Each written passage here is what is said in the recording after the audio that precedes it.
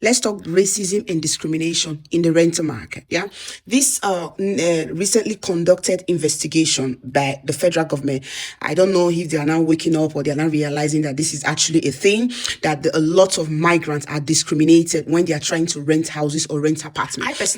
I am not shocked. I am not surprised. And despite it being racism and discrimination, yet I don't blame the landlord. Stay with me. Let me explain. I belong to a landlord group on Facebook, and the amount of things I have heard and I've seen written there, it shocked me to my bones. The way some of us, yes, I'm going to include myself, the way some of us are behaving, the way some of us are treating other people's property, the way some of us just generally have this mindset of no maintenance culture. A landlord gave a story a while back, said that he rented his apartment of 3 rooms to a man, his wife, and 2 children. After he rented it, that a year or more after that, he started getting calls from his other fellow landlords in the neighborhood like, you rent this your house to 10 people because that your house seems like the house that is being lived and purchased and being lived by 10. He was like, no, just 4 people. Of a man, his beautiful wife, and his 2 lovely kids. They are like, no, more than 10 people live in your house. He called the person he rented the house to, and the person, of course, Africans, we took the lie. The person denied, said, no, it's only me, my wife. Sometimes the family come over and come and stay. It's not a big deal. We're Africans. We like friends. The man is okay, no problem. The man said at the end of the day, he went on by himself and did his own personal investigation.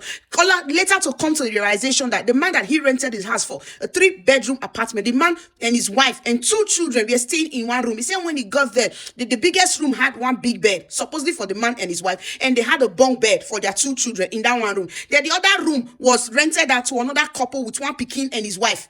3 people. Another 3rd room was rented out to a man, his 2 children, and his wife. Yeah, at the end of the day, he rented the house out for 4 people. It was how many people that eventually stayed in that house? That kind of man, his family, he said in a quote that he will never rent his house anymore to migrants. Said if the government should take him to court, yeah, he's going to go in court and defend himself that house, he bought it in his young age with his money. He paid off his mortgage. That house is an investment to him. The government have no right to tell him who to rent his house to, who not to rent his house to. I've heard stories of some of us immigrants in this country rent houses and we don't pay rent because we know that the tenant, you can't, I know the law, you cannot throw me out of here. People will be staying in somebody's house, you don't pay rent. Some landlord in that landlord group I belongs to, all this previously mentioned that some of us immigrants, y'all dirty as fuck. You know they clean. There's no maintenance culture. Y'all don't stick to the rules and regulations. How can you stand the contract that the house you are going to rent it 3-bedroom apartment? You are going to stay there, inhabit there with your wife and 2 children, only to later rent it out to 2 other family members. The house that is not your house, you are renting it to other people without the landlord being aware of it. So I don't blame them that they are not renting house to migrants. Even other landlord that was thinking, okay, you know what, discrimination is not good. Okay, you know what, let's repair, let's change. They are now also saying they are not the rent house to migrant again. Like I said, I know it's racism, I know it's discrimination, but sometimes I don't blame these people, and I'm really sorry.